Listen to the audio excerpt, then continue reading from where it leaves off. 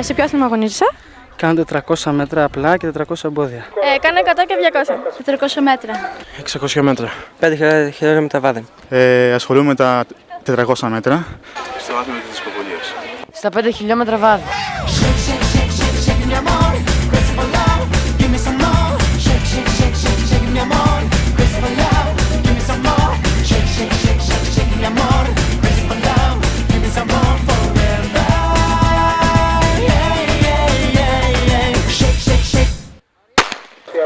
Πόσο καιρό κάνεις προετοιμασία? 4 χρόνια τώρα δουλεύουμε. 6 χρόνια. Περίπου 3 χρόνια.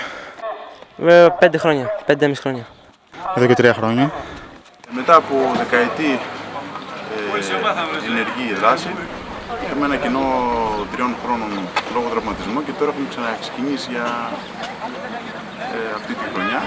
Ποιες είναι οι σκέψεις όταν αγωνίζεσαι? Να κάνω ό,τι καλύτερο μπορώ, χωρίς άγχος, συγκεντρωμένη και από εκεί πέρα όλα θα πάνε καλά.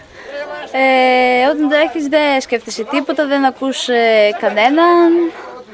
Να πάω όσο πιο καλύτερα μπορώ.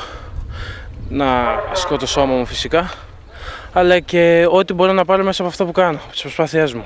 Αρκετά καλά, γιατί έχω αρκετά χρόνια εμπειρία. Δεν σημαίνει ότι δεν έχω άγχος. Άγχος είχα και με τον πρώτο χρόνο και στον ένα το πούμε τώρα. Να κάνω αυτό που έχω βάλει στόχο. Ας πούμε τώρα ήθελα να κάνω 1 χρόνο, τον έκανα. Σκέφτομαι να δώσω ό,τι καλύτερο μπορώ και να πάω όσο πιο καλά γίνεται. Πάντα το καλύτερο. Εύχομαι σε όλους τους αθλητές όταν αγωνίζονται να δίνουν τον καλύτερο σε αυτό. Αυτό που κάνω εγώ συνέχεια είναι όσο μπορώ να ξεπερνώ τον εαυτό μου και να κάνω καλές επιδόσεις. Στερείσαι τίποτα με τον αθλητισμό? Πολλά. Νυχτερινές έξοδες το βράδυ. Είναι αρκετές, αλλά άμα αγαπάς αυτό που κάνεις δεν σου φαίνονται τόσο σημαντικές. Ναι, είναι αρκετά δύσκολο. Στηρίζεσαι εξόδους με τους φίλους σου, διασκέδαση, όλα αυτά γενικά σου παίρνει πολύ χρόνο στην προπόνηση και μετά για να ξεκουραστείς, είναι πολύ διάστημα. Και πρέπει να είσαι πιο πολύ ξεκούραστος και για την επόμενη μέρα. Καταρχήν ώρες από το διάβασμα, γιατί ας πούμε κάνουμε καθημερινά προπονήσεις περίπου 2 με 3 ώρες, οπότε δεν έχουμε και πολύ χρόνο για να διαβάσουμε. Τις άλλες ώρες που τα άλλα παιδιά διαβάζουν κανονικά. Τώρα από εκεί και πέρα διάφορες μικρές στερήσεις στη διατροφή, το καλοκαίρι ας πούμε ότι δεν πρέπει να κάνουμε μπάνια και διάφορα τέτοια μικρά. Κοίταξε να δεις, όταν ένας προπονητής βλέπει τους αθλητές του να τρέχουν και να πηγαίνουν καλά, σίγουρα αισθάνεται μεγάλη ικανοποίηση, γιατί με το να πάνε καλά ικανοποιούνται όλη η προσπάθεια αυτή που έχουν κάνει και αυτοί και ο προπονητής. Βέβαια υπάρχουν και πιθανότητες που δεν θα πάει καλά, σε κάτι που δεν θα πάει καλά υπάρχει λύπη, στεναχώρια και σκέψη για το τι έγινε λάθος και δεν πήγαν καλά τα πράγματα.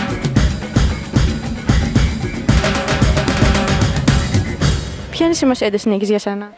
Η σημασία της νίκης ότι ανταμείβονται οι κόποι σου, που έχει όλες τις αιτήσεις που έχεις κάνει για να βγει το αποτέλεσμα. Ακόμα ένα κίνητρο για να συνεχίσουμε τις προσπάθειες. Και εντάξει, γενικά μια μεγάλη ευχαρίστηση και δύναμη για να συνεχίσουμε αυτό που κάνουμε. Το όνειρο του κάθε αθλητή. Είναι μια λέξη η οποία κάθε αθλητής υπάρχει μέσα στο μυαλό του και πάντοτε έχουμε στόχο να την πετύχουμε. Είναι μεγάλη λέξη για έναν αθλητή. Τι σημαίνει νίκη για σένα? Ό,τι σημαίνει και για σένα όταν γράφεις καλά στις εξετάσεις. Καταρχάς, σωματικά νιώθεις υπέροχα, ψυχικά νιώθεις ακόμα καλύτερα και βλέπεις ότι όλος ο κόπος σου και όλη η προσπάθεια που έχεις κάνει ανταμείβεται.